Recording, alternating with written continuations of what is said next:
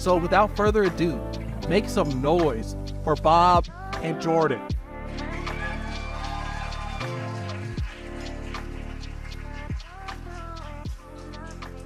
Well, it's good to be with you guys. I'll just give you a quick overview of what I do. I own a company called Sackcloth and Ashes.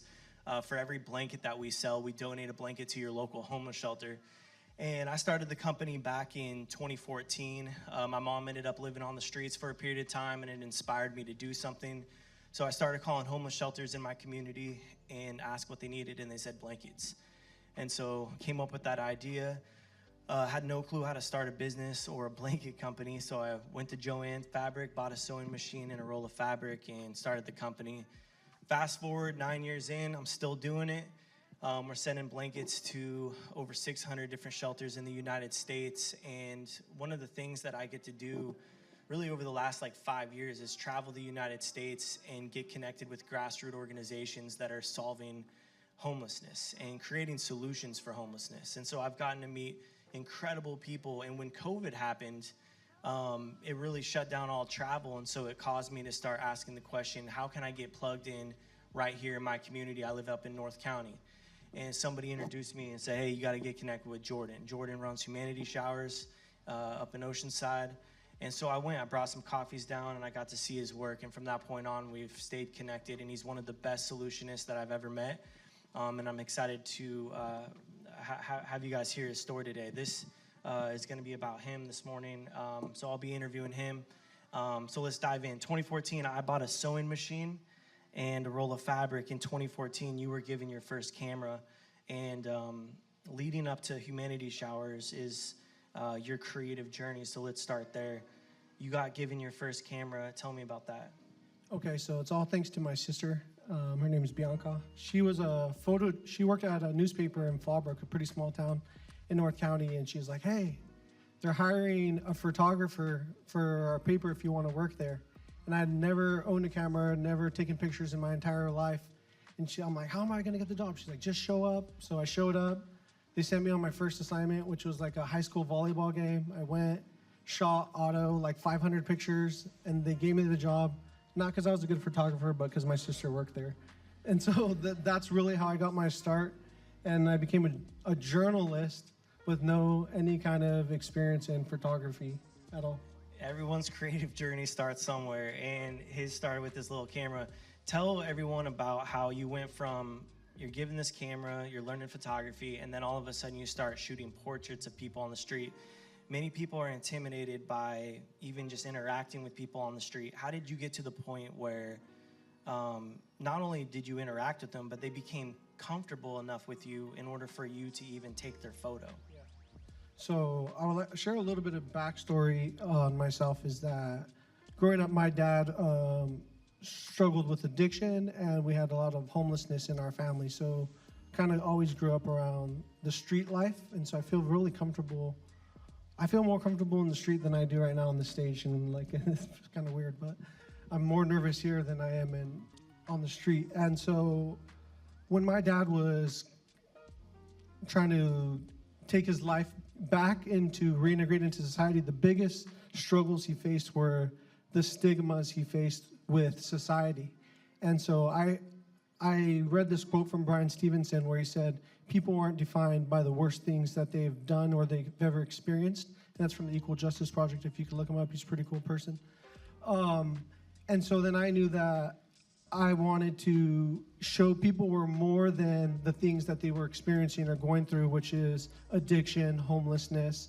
And so I took my journalistic career and started just having conversations and interviewing people on the street and trying to share more of the humanity behind them and not so much the things they're experiencing. I'm not sure if that answers your question. Yeah, 100%. So these are some of his portraits.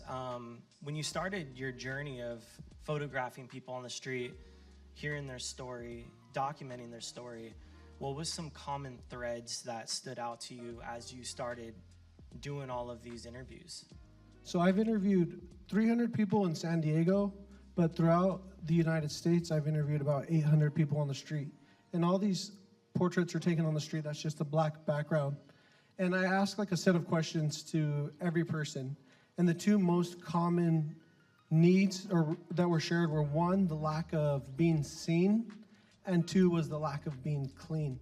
And then also just to give a little disclaimer, like I get consent from verbally and written from every participant, letting them know that I'm gonna share their story in public forums. I don't sell any portraits, I don't sell any books, and so everyone's very clear that I'm not exploiting their pictures or profiting off of them, and letting them know it's like a collaboration. So, because people are like, the ethical question behind that is that every person gives consent to share their story, so that's something too. Yeah, I've gotten to sit in on a couple of the interviews, and his ability to connect with people is really powerful. And so he really just does it in a really dignifying way. But one of the things is that he said, the common threads, is that people want to be seen and people want to be clean. And so being seen is something that's a little bit more intangible, but being clean is a little more tangible. You can do something about that. And so talk about your next steps of hearing this over and over again and then being like, I'm going to do something about it. Yeah, so in order to combat, even if you still go right now, like we see a lot of people on the streets, but we don't really see them. We don't know them. We don't know their stories. And so it's still the biggest need. People say they feel like they're a ghost. They feel like people don't see them. And so I started, even my first show was actually in our Oceanside library. I put the stories up there. We did 30 portraits, and then kind of used that as a way to get people to see people, but then use it as a way to start raising funds to build our mobile shower trailer. So you came up with the concept of humanity showers, and you're like, okay, I want to start providing showers to people, that because they want to be clean. But you started a GoFundMe trying to raise 20,000? Yeah, 20,000 bucks, yeah. 28,000. And this was back in what year? 2015. 2015, starts a GoFundMe. And what did you do until, like, it took how many years to raise the money? So I launched the GoFundMe in 2015, and in 2019 I raised 10,000 bucks. Okay, so in 4 years he raised half the money, kept plowing away. And during those 4 years, what did you do to kind of help in the interim? So every single week, it's still something I do this to this day. Every single week I go out 2 to 3 times a week and just have conversations with people. And during that time I would give them food, sometimes do stories, and then we would do mobile hygiene, which would be wet wipes, and then we started installing hand washing stations for people just to take care of themselves that way. Yeah, and one of the things you do, you can go to the next slide if you could, is until he had showers, which took 4 to 5 years before he even had his first mobile shower, he was actually taking buckets of water and wet wipes and actually helping people be clean with what he had. He didn't have a shower trailer at the time, so it's not like, you know, he was just waiting until the day he had a shower trailer. He was doing something about it. So tell us about it. Yeah, so it took 5 years to raise enough money to build our first shower. But in North County and downtown, it's a little different. But in North County at the time, there's not really any public restrooms, no public showers.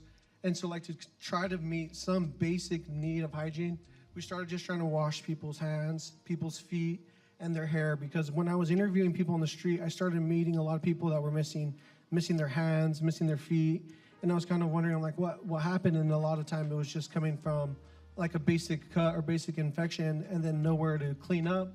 So people were becoming permanently disabled on the streets because of a lack of place to shower. So, like, to immediately start doing something, we started taking these jerry cans, and we would washing hands and feet of like 15 guests a day, shaving, giving haircuts on the street, changing people with what we had, because this was my Dollar General budget over here, you know. And he wasn't even able to raise enough for his first mobile shower, so go ahead and go to the next slide. He ended up just buying enough parts to just construct a mobile shower himself with what he had.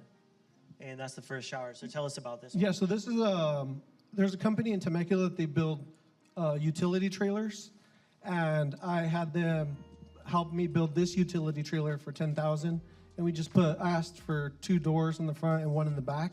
And then I have a background in construction before my photojournalist prestigious career. I'm a construction worker, and so that's what I built that trailer. And then these were the first people to ever shower. That's my friend Brett Strong. His story's in the library. and Danny Lattis, and they were the first two people to ever shower in our mobile shower trailer that we built 5 years later. We're fast forwarding a little bit because of time, and you guys will have the ability to connect with him after and ask a lot more questions. But to fast forward to where you guys are at now, and you can go to the next slide, you've now built an entire community. How many shower trailers do you have now? So now we have, this first shower trailer was our like beta prototype, but now we have, these are like 6 stall shower trailers, and these cost about $80,000 each. And now we have 5 of these units that go from, we do showers from downtown LA, Orange County, and San Diego 6 days a week on a 100% volunteer basis. Yeah, one of the most, yeah, give it up.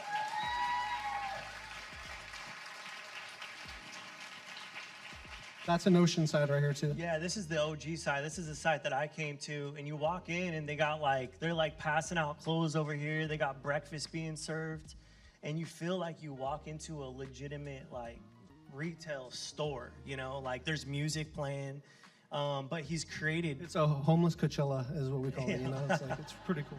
You got a lot of homeless there that are singing and circled up with guitars and stuff, but he's created an incredible community and culture, and it's such a blessing. If you guys ever get a chance to go to one of the locations, highly recommend, just to observe and learn, and get plugged in.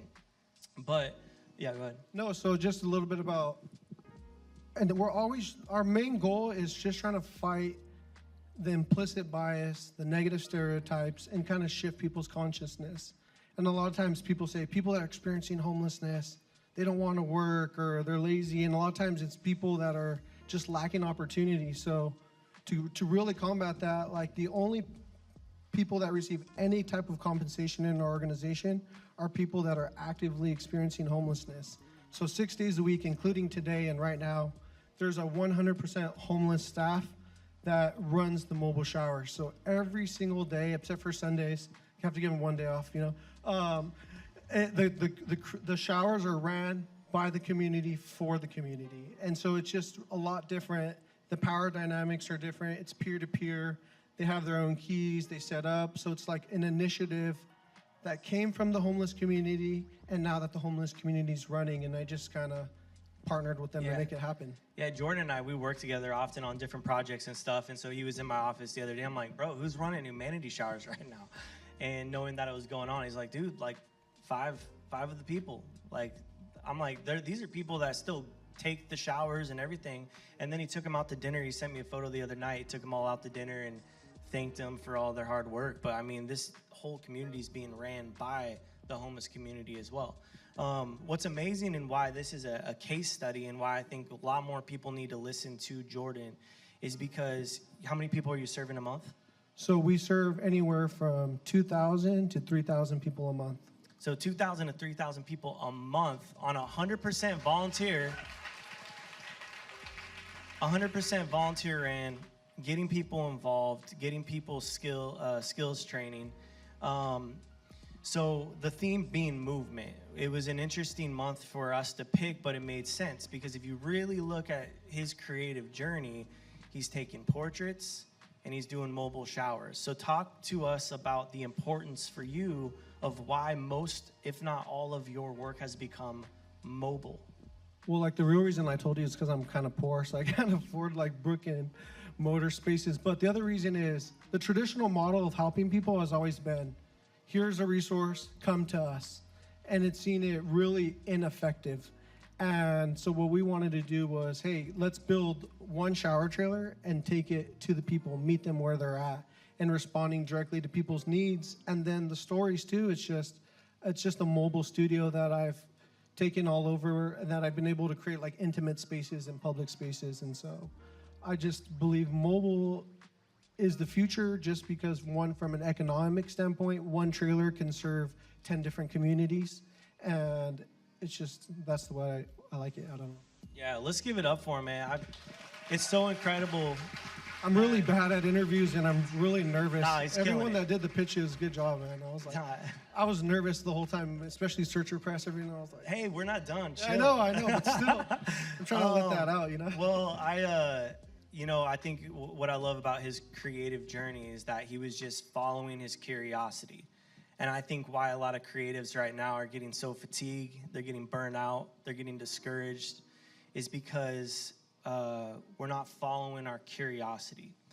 And we have to keep doing that. We have to keep figuring out what is it that inspires us, what is it that we're intrigued by. And it might not always make the most sense from a career standpoint, but following your curiosity is going to lead you ultimately to the mission that you're supposed to be doing.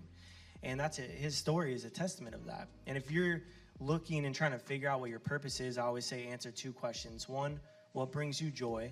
What is the craft that you love to do, the thing that wakes you up in the morning? And the second is, what is the injustice that you hate? And that is the thing that causes you to lose sleep at night. It's the thing that that frustrates you, or something may have happened to you, or something that you are observing in society. And when you can do what brings you joy to bring relief to the injustice that you hate, that's when you have found your purpose. And that's what he's doing. He's using his skill set and his craft to bring relief to the injustice that he's passionate about. So to kind of wrap this time up, one of the things that you'll hear if you get to know Jordan really well over and over and over again is taking what you have and doing what you can. And somebody came up to him, and this probably happens a lot, but Jordan, one day I'm gonna do something like you're doing right now with humanity showers. And then you always ask the question. I said, don't do it. No, I'm just kidding. No, I say, what are you doing right now with what you have? And so I'm like, I think just being a person of color, like, you learn how to be resourceful with what you have. And it took a long time, even to this point, for a lot of people to really start coming behind us and celebrating and lifting us up. But I tell people, I'm like, work with what you have right now. And that could be like a jerry can, wet wipes, a camera, maybe you're a writer, or whatever like creative modality you have. What you have at your hands and at your disposal right now is enough to make something in your community. You don't need I had a Canon 50D, which if anyone knows about cameras is like the most basic kit camera that you can have with the kit lens. And I shot on automatic settings for like the first 5 years of my career. Yeah, pretty good. And I didn't even edit my pictures. I'm like, Lightroom, what's that?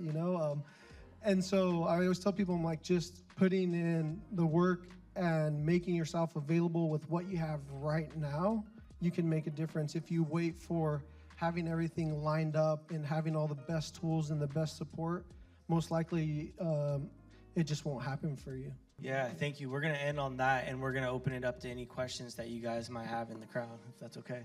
One of the things you mentioned that all the guests talk about is they want to feel seen.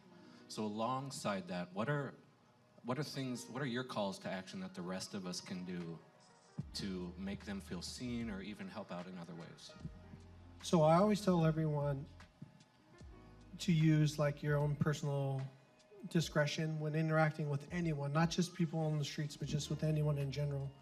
But it doesn't cost anything at all to look at someone in the eyes and to smile at them and acknowledge them as a human being. If you're if you see someone that's asking for money, and even if you don't have any money or any resources, just smiling and saying, hi, how are you? How's your day? Just in a simple interaction like that goes really, really far. And so that's something that every person can do. And then another easy takeaway to do is just to have some socks, wet wipes, and then maybe like a water bottle and a granola bar in your car at all times that you can just hand out to people. And just looking at someone, smiling. You don't even have to speak, just smiling, looking, acknowledging that person goes a really long way. So that's something simple that everyone can do today. How can we get involved with Humanity Showers? So there's a lot of organizations now like ours. We're mostly in North County. On Thursdays, we have a location here in downtown. But you can visit our website, humanitysshowers.org. We don't really engage volunteers in the way fill out a form, I'm very just show up. So if you see our address and our location, just show up, get to know people, and then we'll plug you in. But other than that, I'm always saying just activate locally. There's a ton of other organizations in your community that you might be able to support. And so the biggest impact and the most sustainable impact that you can make is to be involved locally in your community in the initiatives that are established. So whether if that's supporting Humanity Showers or whatever other organizations that are in your area.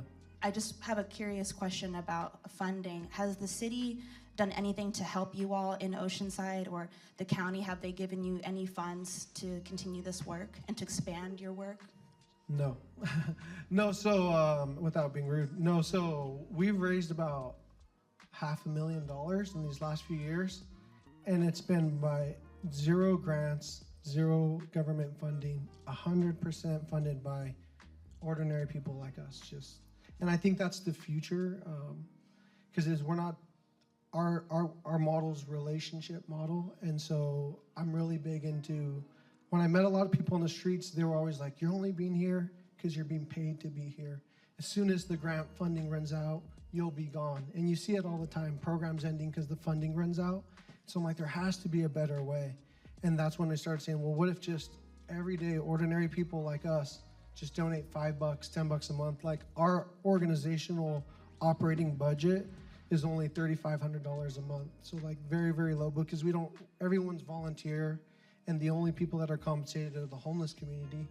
And so I think that's like the future is creatives, artists, small businesses coming together, collaborating. That's even why I wanted this talk to be a collaboration and an interview, because if we want to make a difference, if we want to make a sustainable impact, it has to be collaboration between, yes, government, we partnered with government, but businesses, creatives, and all of us regular people coming together to make a difference versus depending on outside funding. Can I say one last thing, Ramel? You can say more than one last thing. Just because when I meet a lot of people, not everyone, and it's understandably so, doesn't feel safe or okay volunteering with the homeless community.